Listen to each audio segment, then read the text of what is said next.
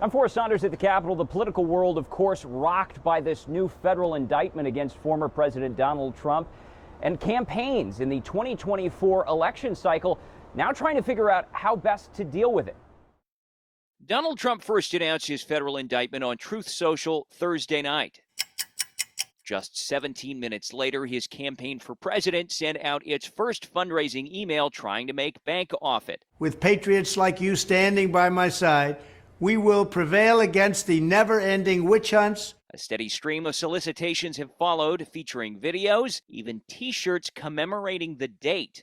Political experts say it's traditional Trump, a strategy used after the New York indictment, the Mueller investigation, and 2 impeachments. It's to push back, it's to fundraise, it's to deny, and it's to deflect. And this is what he's done. For other Republicans in the race, it's a mixed bag.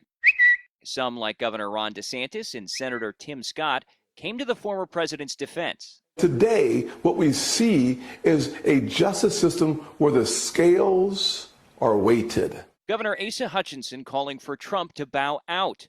Former VP Mike Pence, meanwhile, trying to have it both ways, saying no one is above the law, but also calling on more transparency from the Justice Department. The American people have a right to know what's in that indictment, and they have a right to know today. While messages are all over the place for now, some wonder if it'll stay that way moving forward as more info on the indictment is released. After people really think about the weight of these charges and the potential punishment to Donald Trump if he's convicted, then I think they're really going to have to recalibrate their message. Democrats have a mixed bag of their own. The president and national party leaders staying mostly silent for now. But I'm not going to spend any time or comment on these investigations. I'm going to allow the investigations to play their course. But progressive groups like Move On. So here are all the signatures. Submitting a petition Friday with 10,000 signatures calling for state election officials to disqualify Trump from another White House run here in Florida. Trump's action violates the oath of office that he took to protect this nation from enemies both foreign and domestic.